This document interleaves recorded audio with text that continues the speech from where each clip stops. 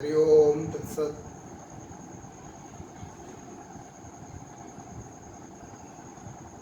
ओंकार स्वरूप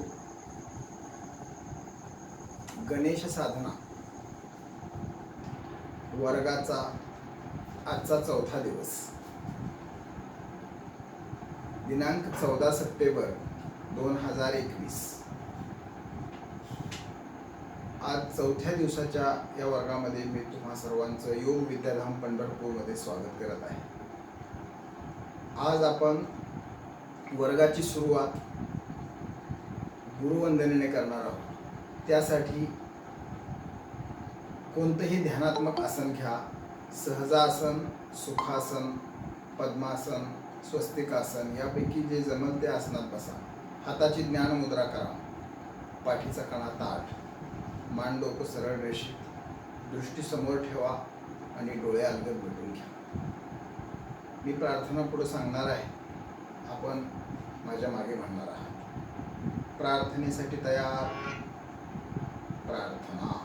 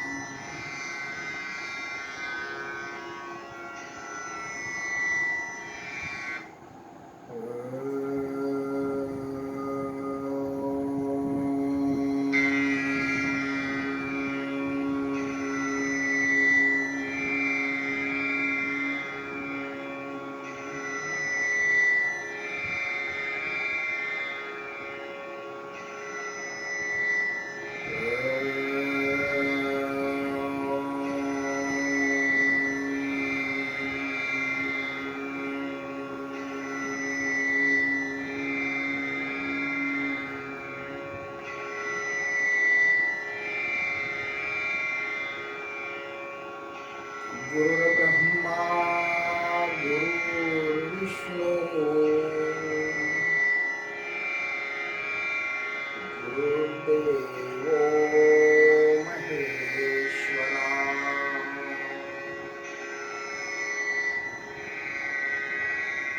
गुरुः साक्षात् परब्रह्म.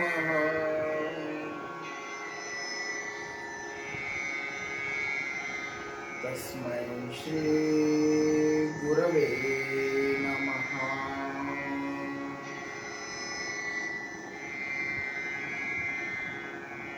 गुरवे नमः.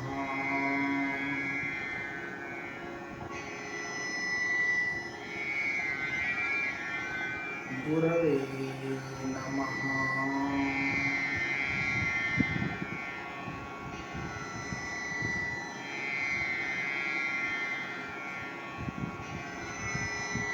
सावकाश डोळे उघडा.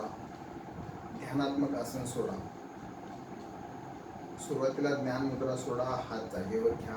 वरचा पाय सरळ करा, दुसरा पाय सरळ करा आणि बैठक स्थिती स्वस्थमध्ये बसा किंवा कोणत्याही ध्यानात्मक आसनात बसा.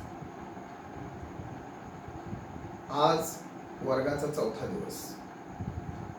आपण गुरुवंदनेने वर्गाची सुरुवात केलेली आहे आणि पुन्हा आपण पतंजलींच्या ओंकाराकडे वळणार आहोत. योग महर्षी पतंजली यांनी ओंकाराविषयी जे काही मत व्यक्त केलेलं आहे किंवा जी विचारसरणी मांडलेली आहे त्याचं विवेचन मी करणार आहे.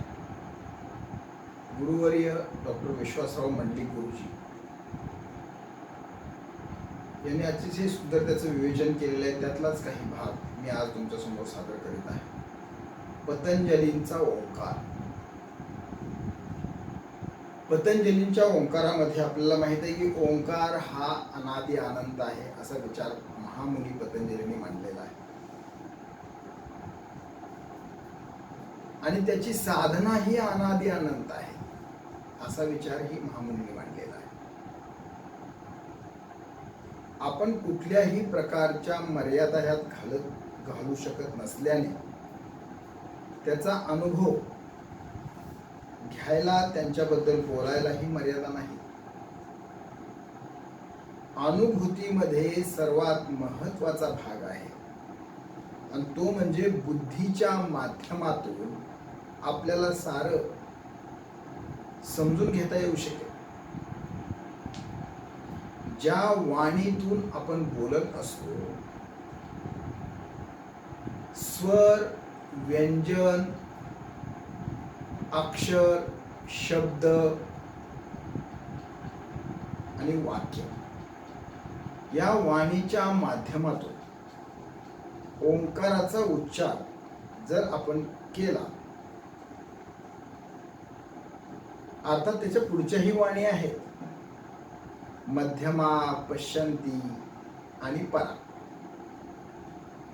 या वाणीच्या माध्यमातून आपल्याला ओंकाराचा जप करता येऊ शकतो.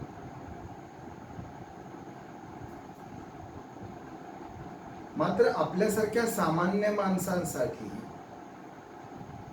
बुद्धीला गम्य अशी वैखरी वाणी जास्त योग्य आहे. आपण तिच्याद्वारे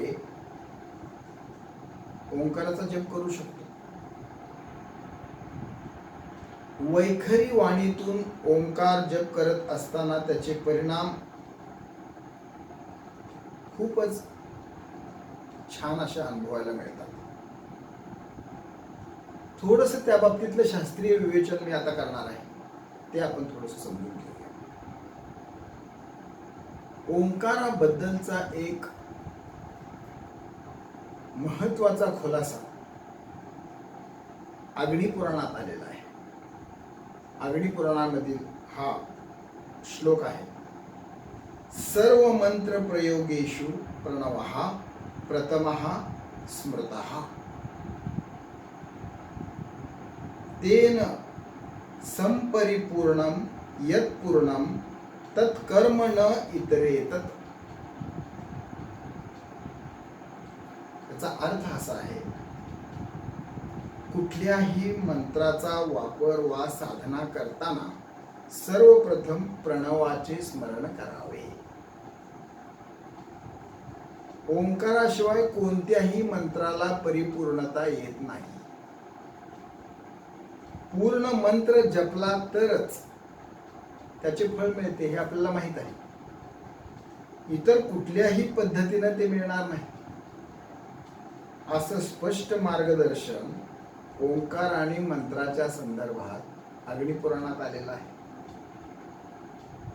म्हणून कुठल्याही मंत्राची सुरुवात ओंकाराशिवाय होतच नाही. इतकं महत्व ओंकाराला दिलं गेलेलं आहे. मंत्रशास्त्राचा सगळा परिणाम आपल्याला ओंकारातून मिळतो. मंत्राचा जप सुरुवातीला वैखरीने करायचा व जशी साधना वाढेल तसा निरनिराळ्या वाणीत तो बदलत जातो. ही मंत्राची साधना पूर्ण झाली तर मंत्र सिद्ध झाला असं म्हटलं जातं. मंत्र सिद्ध झाल्यानंतर त्या मंत्राची आपल्याला अनुभूती येते. अनेक पुरश्चरणांनी मंत्र सिद्ध होतो. आता पुरश्चरण म्हणजे काय? जप करणे किंवा वारंवार तीच गोष्ट सारखी वैखरीच्या माध्यमातून म्हणणे, त्याला पुरश्चरण असा शब्द आहे. आणि पुरश्चरणाने मंत्र सिद्ध होतो, तेव्हा खूप मोठ्या प्रमाणात त्याचा जप करायचा असतो. वैखरी वाणी स्वर यंत्रातून स्वर निर्माण होतात. हवा श्वासामार्गे बाहेर येताना स्वर यंत्रातून येते. स्वर यंत्रात निरनिराळे स्नायू वेगवेगळ्या पद्धतीने ताणले जातात. जशी हवा येते तसे ते कंपन पावतात आणि हवेचे रूपांतर विशिष्ट स्वरामध्ये होते. कानातील पडदा, हाडांच्या साखळीद्वारे ही कंपने मेंदूपर्यंत पोहोचतात. पेशीमध्ये रासायनिक क्रिया घडते आणि त्यातून इलेक्ट्रिकल इम्पल्स तयार होतात. त्याला नर्व्हज इम्पल असं म्हणतात. त्या मेंदूपर्यंत पोहोचवल्या जातात. त्याची आणि संवेदनेची जाणीव होते. त्यामुळे विशिष्ट कंपने हवेत निर्माण होतात आणि दुसऱ्याच्या कानापर्यंत ती जातात. स्वर, कंपने, शब्द, वाक्य जाणवतात आणि त्याचा अर्थही आपल्याला लागतो. आता ओंकार हा मंत्र आहे.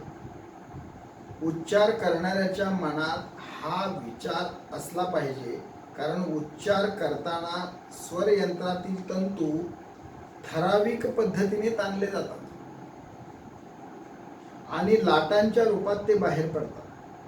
ती कंपने नाकातून आणि तोंडातून बाहेर येतात. या लाटांमध्ये प्रचंड सामर्थ्य आहे. जसे समुद्रांच्या लाटांमध्ये वीज निर्माण करण्याचं सामर्थ्य आहे, हवेच्या लाटा आदळून कंपने निर्माण होतात.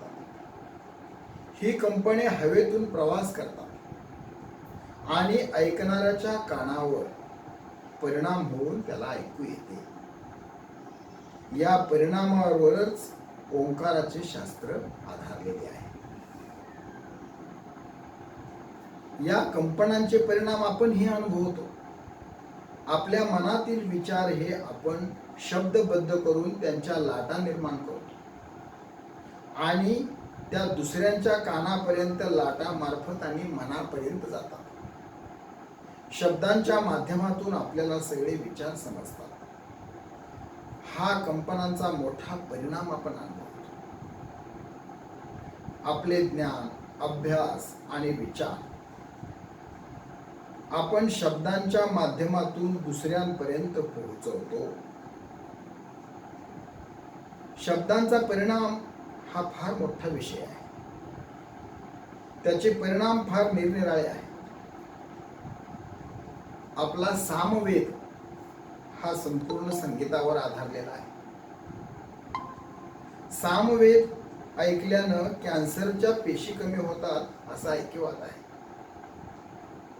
म्हणून संगीतातील निरनिराळे राग हे उपचाराकरता वापरता येतील का याचं संशोधनही चाललेलं आहे.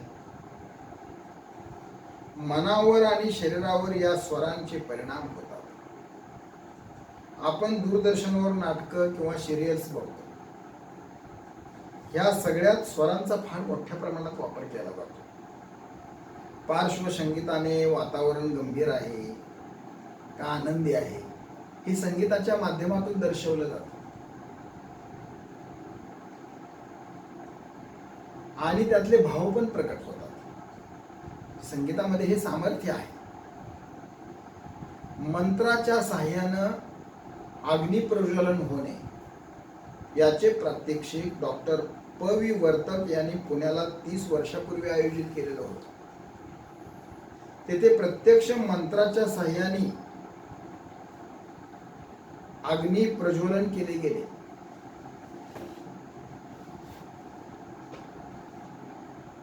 तेथे प्रत्यक्ष आपण म्हणजे काड्याच्या पेटीचा वापरही केला गेला नाही. मंत्र म्हटला का ठिणगी पडली आणि सबंध अग्निकुंडच पेटली. ओंकार म्हणायचं ठरल्यावर सगळी प्रक्रिया सुरू होते. ओंकाराचा उच्चार होतो. ओंकार म्हणताना फुफ्फुसात हवा जाते. घशात स्वरयंत्र आहे. आपण तिथं हात लावल्यानंतर ही ती कंपन आपल्याला जाणवतात. अ चा उच्चार करताना तोंड उघडे असते, आपल्याला माहित आहे. उ चा उच्चार करताना तोंड थोडे मिटलेले असते आणि काही कंपने नाकातून बाहेर येतात. म च्या उच्चाराच्या वेळी तोंड पूर्ण बंद होते आणि कंपने फक्त नाकातूनच बाहेर येतात आणि घशात कंपने निर्माण होतात. जर 2 तंबोरे जवळ ठेवले आणि एकाच्या तारात छेडल्या तर दुसऱ्यातूनही सूर निघतात आणि त्या कंप पावतात. त्या 2 तारा जर सारख्या असतील तर त्यातून सूर निघतात. अशा प्रकारचे कंपन नाभीपासूनच जाणवतात. अकाराची सुरुवातच नाभीपासून होते. उकाराची सुरुवात घशापासून होते किंवा घशातून होते आणि मकाराची सुरुवात मस्तिष्कातून होते आणि तिथेही कंपन जाणवतात. मस्तिष्क हा महत्वाचा अवयव आहे. ह्यात महत्वाचा भाग म्हणजे मेंदू. म्हणून सगळ्यात जास्त संरक्षण हे फक्त मेंदूला दिलेलं आहे. ह्याला सर्व बाजूनी बंदिस्त अशी हाडांची कवटी असते. त्यामुळे आघात झाले तरी मेंदूपर्यंत फारसे पोहोचत नाही. कवटीच्या आत एक द्रव आहे की ज्याला सेरेब्रल फ्लुइड असे म्हणतात. त्या द्रवात मेंदू तरंगत आहे आणि मेंदूत एक हायपोथॅलेमस नावाचा भाग आहे. मेंदूचे सर्व भाग हा हायपोथॅलेमस नियंत्रित करतो. तिथं बऱ्याच गोष्टींचे नियंत्रण त्या भागाकडे आहे. रक्तदाब, झोप, भावना यांचा संबंध हायपोथॅलेमसशी आहे. जसे प्रेम, राग, लोभ, मत्सर, आनंद, दुःख इत्यादी भावना उद्दीपित झाल्यानंतर त्यांना तोंड कसे द्यायचे, आपलं शरीर कसं तयार करायचं, राग आल्यावर नेमकं काय करायचं, या सगळ्याचं नियंत्रण हायपोथॅलेमसच्या माध्यमातून होत असते. हायपोथॅलेमसच्या खाली मेंदूच्या तळाशी पिट्यूटरी नावाची महत्वाची ग्रंथी आहे. तिचा आकार चिंचुक्या एवढा आहे. तिचं वजन अर्धा ग्रॅम आहे. पण या ग्रंथीचं कर्तृत्व महान आहे. हार्मोन्स निर्माण करणाऱ्या ग्रंथी, मधुमेह किंवा थायरॉइडचे हार्मोन्स जे काय आहेत ते कमी जास्त होणे हाच मुळे एक विकार आहे. जनन ग्रंथीची अनेक कामे हार्मोन्समुळे होतात. मासिक पाळीपासून गर्भधारणेपर्यंत सर्व कामे हार्मोनमुळे नियंत्रित होतात. सगळ्याच ग्रंथी नियंत्रित करणारी ही ग्रंथी आहे. ही हायपोथॅलेमसला जोडलेली आहे. कवटीत मेंदू आहे आणि त्याच्या मागे ही ग्रंथी आहे. ओंकाराची कंपन आणि पिट्यूटरी ग्रंथी यांचा खूप जवळचा संबंध आहे. झोपलेल्या मुलाला आपण उठवतो म्हणजे हलवणे ही कंपनी आहे. आवाज झाला तर आपण जागी होतो, ती पण कंपनीच आहे. ही सर्व कंपने वेगवेगळ्या माध्यमातून आपल्या शरीरावरती परिणाम करतात. पिट्यूटरी, हायपोथॅलेमस यांना ही कंपने धक्का देतात. ही धक्के काही सेकंदाला काहीसे इतकेच असतात. आपण ओंकाराचा उच्चार करतो तेव्हा म्हणजे म्हणतो तेव्हा की मकार हा महामंडल मस्तकाकार आहे. ही कंपने वरती जातात आणि पिट्यूटरी ग्रंथीवरती परिणाम करतात. पिट्यूटरीत हार्मोन्स तयार होतात. या ग्रंथीचे दोन भाग असतात, पुढचा भाग आणि मागचा भाग. पुढच्या भागात 7 आणि मागच्या भागात 2 प्रकारचे हार्मोन्स तयार होतात. हार्मोन्समुळे शरीराची वाढ नियंत्रित होत असते. हात, पाय, हृदय आणि इतरही गोष्टी यावरती अवलंबून आहेत. थायरॉइड ग्रंथी सुद्धा पिट्यूटरी ग्रंथीमुळेच नियंत्रित होते. 7 पुढचे आणि 2 मागचे असे हे हार्मोन तयार होतात आणि इतर ग्रंथींना उत्तेजित करतात. हायपोथॅलेमसमुळे उत्तेजना मिळते आणि प्रतिक्रिया तयार होते. पिट्यूटरी ही छोटी ग्रंथी हार्मोन्स बाहेर टाकते आणि सबंध शरीरावरती परिणाम करते. भीती वाटली की खूप परिणाम होतात. शरीरावर भावभावनांचे दुष्परिणाम होत असतात आणि म्हणून याला षड्रिपू म्हटले आहे. हे षड्रिपू माणसाचे शत्रू आहेत. माणसाच्या शरीराचे, मनाचे आरोग्य बिघडवतात.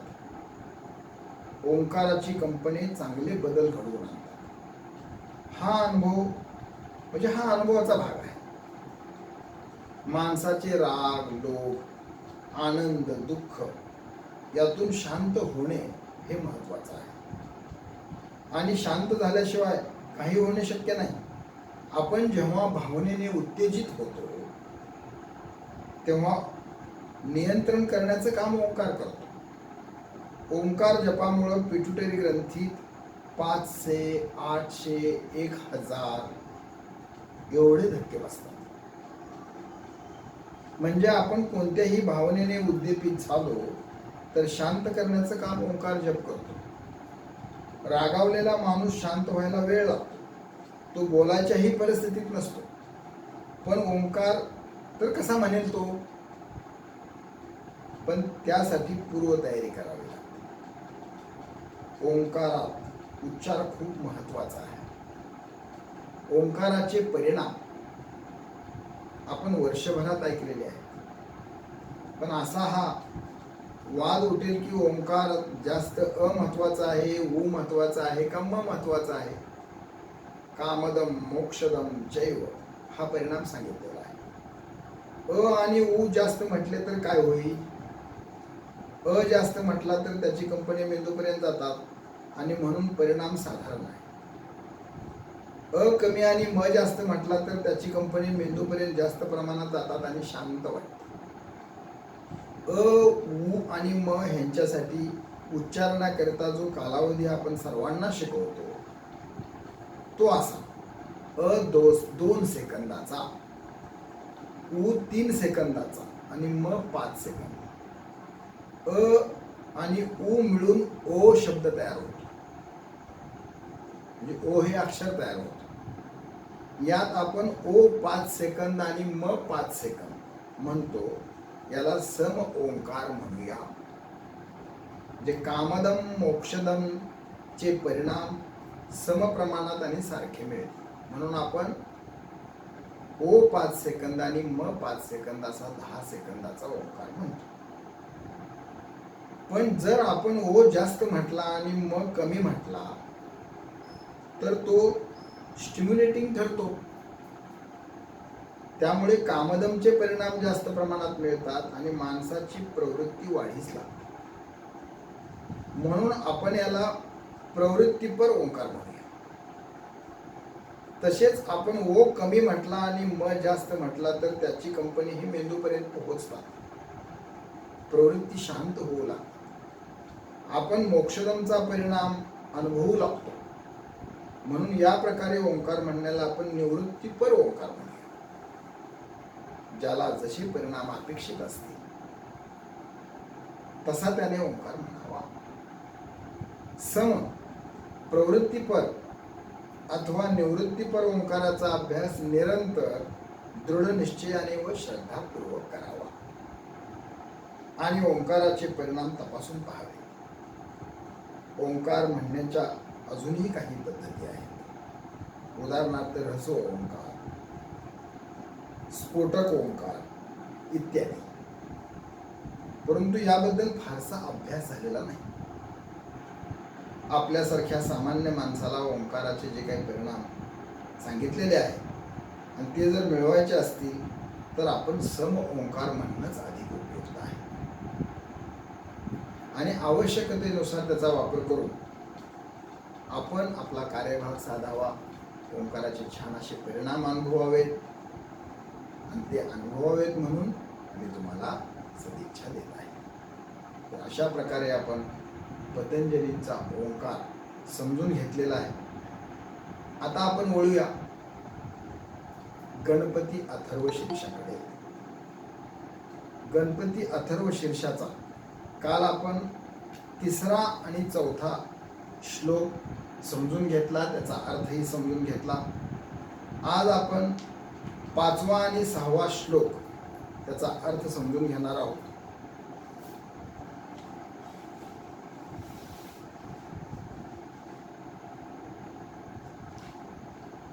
अथर्व शीर्षाचा 5वा श्लोक.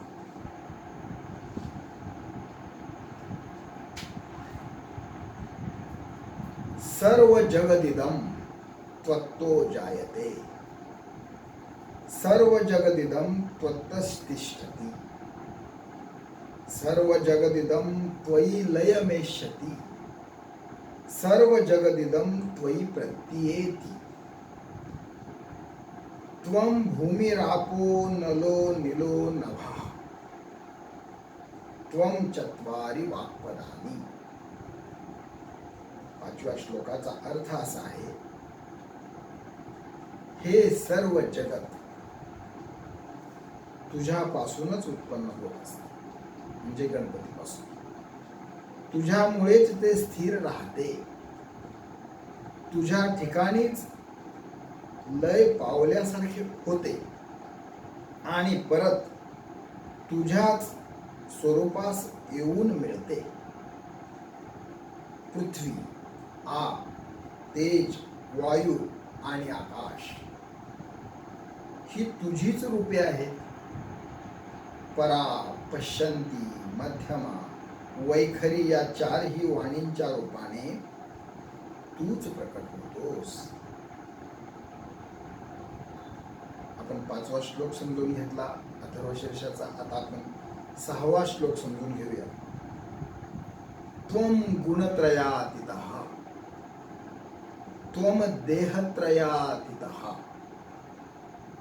त्वं कालत्रयातीतः, त्वं मूलाधार स्थितोऽसि नित्यं, त्वं शक्तित्रयात्मकः, त्वां योगिनो ध्यायन्ति नित्यं,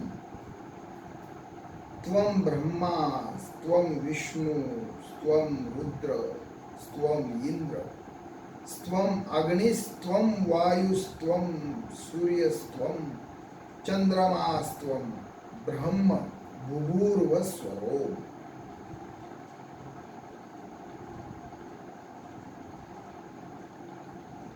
त्वं अवस्थात्रयातीतः हा एक पाठभेदाचा काही ठिकाणी अंतर्भाव केला जातो. त्वं अवस्थात्रयातीतः, त्वं देहत्रयातीतः हा थोडासा पाठभेद आहे. तर आता आपण 6वा श्लोक ऐकला, त्याचा अर्थही आपण समजून घेऊया. सत्व, रज आणि तम या पलीकडे तू आहेस. स्थूल, सूक्ष्म, कारण यांच्या पलीकडे असलेले महाकारण तूच आहेस. जागृती, स्वप्न, सुषुप्ती यांच्या पलीकडे असलेली तुरीय अवस्था हे तुझेच स्वरूप आहे. भूत, वर्तमान आणि भविष्य ह्या तिन्हींनाही व्यापून तूच उरलेला आहेस. मानवी शरीरात अधोभागी असलेला मूलाधार चक्रात तुझा नित्य वास आहे. इच्छाशक्ती, क्रियाशक्ती आणि ज्ञानशक्ती या तिन्हींच्या रूपाने तूच शरीरात प्रकट होत असतोस. योगी लोक सर्वदा तुझे ध्यान करतात. जगदुत्पत्ती करणारा, ब्रह्मपालन करणारा विष्णू आणि संहार करणारा रुद्र तूच आहेस. सर्व देवांचा राजा इंद्र, देवांचे मुख असलेला यज्ञभोक्ता अग्नी, ब्रह्मांडात वाहणारा वायू, प्रकाशरूप सूर्य, अमृतमय चंद्र हे सर्व तूच आहेस. हे देवा, तूच ब्रह्म, तूच भूलोक, तूच अंतरिक्ष स्वरूप, भूवरलोक, तूच स्वर्गलोक ह्या सर्व गुणांनी प्रकट होणारा प्रणवही तूच आहेस. अशा प्रकारे आपण आता 6व्या श्लोकाचा अर्थ समजून घेतलेला आहे. आज आपण 5वा आणि 6वा श्लोक समजून घेतला, त्याचा अर्थ समजून घेतला.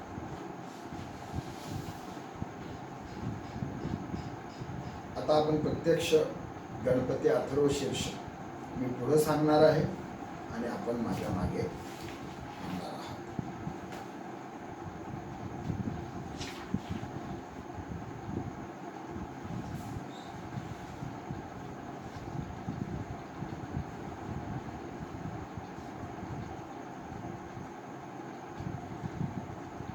कोणतेही ध्यानात्मक आसन घ्या. पद्मासन, स्वस्तिकासन, सहजासन, सुखासन. हाताची ज्ञान मुद्रा, पाठीचा कणा ताठ. आपल्याकडे जर समोर अथर्व शीर्ष असेल तर आपण पाहूनही म्हणू शकता किंवा माझ्या मागेही म्हणू शकता. मी पुढे सांगणार आहे, आपण माझ्या मागे म्हणा. श्री गणपती अथर्व शीर्षम. ओम भद्रं कर्णेभिः शृणुयाम देवाः. भद्रं पश्येमाक्षभिर्यजत्राः.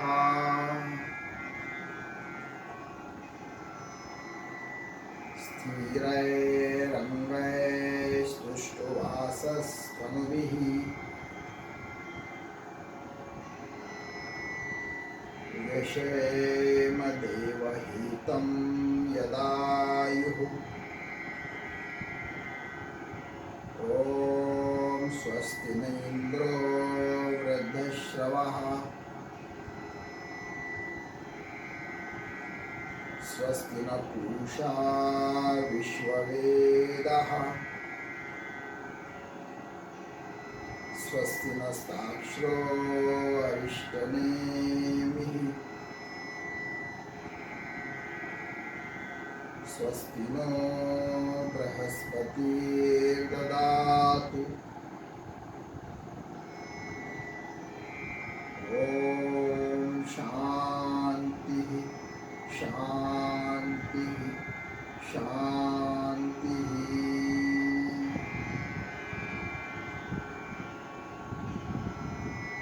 ॐ नमस्ते गणपतये. त्वमेव प्रत्यक्षं तत्त्वमसि. त्वमेव केवलं कर्तासि. त्वमेव केवलं धर्तासि. त्वमेव केवलं हर्तासि. त्वमेव सर्वखल्विदं ब्रह्मासि.